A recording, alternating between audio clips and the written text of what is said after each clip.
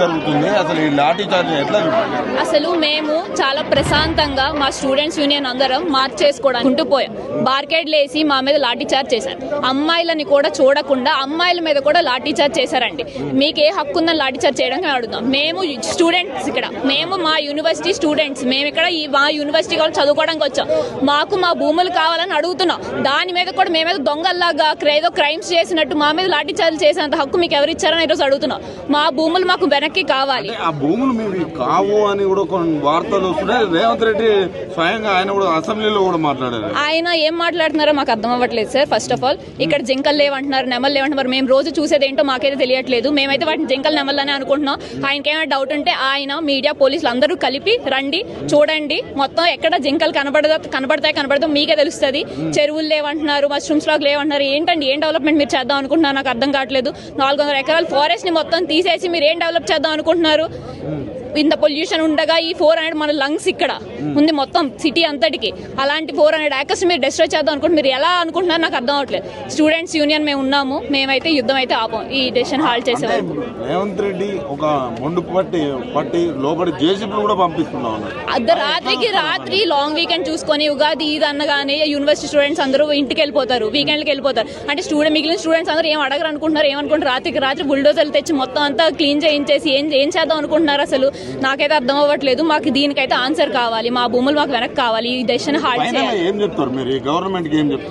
Government కి మేము ఏం చెప్తున్నాం అంటే ఏదైతే ఉందో ఈ 400 ఎకరాలని ఒకవేళ మాకు హెచ్సియుకి ఇచ్చేయండి, లేదంటే దాన్ని నేచర్ అలా ఉంచేయండి. ఆ నేచర్ ని డిస్ట్రాయ్ చేయొద్దు.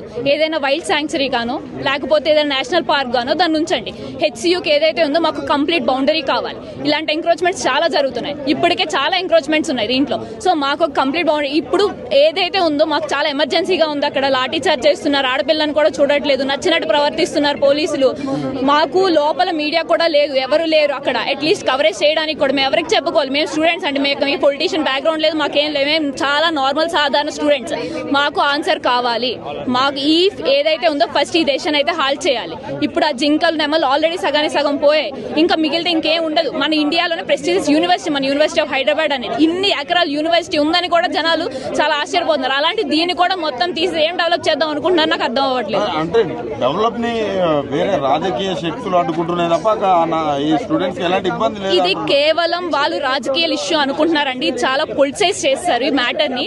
మాకు స్టూడెంట్స్ నేచర్ మాకు అది మాత్రమే తెలుసు. మాకు ఏ పొలిటీషియన్స్ తెలియవు, మాకు దేంట్లోనే అలాంటి. మేము హెల్ప్ అందరినీ అడుగుతాం. ఎందుకు అడగమండి? అందరినీ హెల్ప్ అడుగుతాం. ఎవరు చేసిన వాళ్ళు మాకు సపోర్ట్ ఉంటారు. సో ఏదైతే ఉందో మీ మీడియా వాళ్ళు కానీ ఎవరైనా సరే మాకు నేషనల్ సపోర్ట్ కావాలి దీనికి. ఇక్కడ ఏదైతే సెంట్రల్ గవర్నమెంట్ కూడా ఇక్కడ గట్టిగా అంటే దీన్ని ఫోకస్ చేయకుండా ఎలా చూస్తారు అంటే అక్కడ స్పందించడం నరేంద్ర మోడీ కావచ్చు వీళ్ళందరూ కూడా ఇంకా స్పందించట్లేదు. మాకు తెలిసినంత వరకు ఇది స్టేట్ మ్యాటర్ అని చెప్పి వాళ్ళు సైడ్ తీసుకుంటున్నారేమో. కానీ మా స్టూడెంట్స్ యూనియన్ ఆల్రెడీ వాళ్ళ దగ్గరికి వెళ్ళారు. మేము పోస్ట్ కార్డ్స్ పంపించాము.